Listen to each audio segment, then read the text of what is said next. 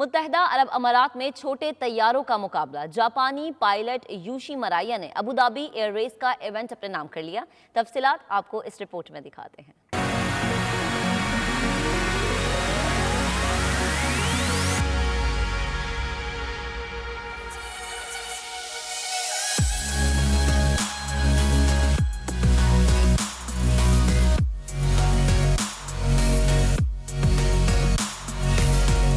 Abu Dhabi में air race का शानदार मेला सजा। दुनिया भर के माहिर पायलट्स ने हवा में कमाल की महारतें दिखाई। जापानी पायलट पोशीदी मराया ने बेहतरीन परफॉर्मेंस का मुजाहरा करते हुए इवेंट का टाइटल अपने नाम किया।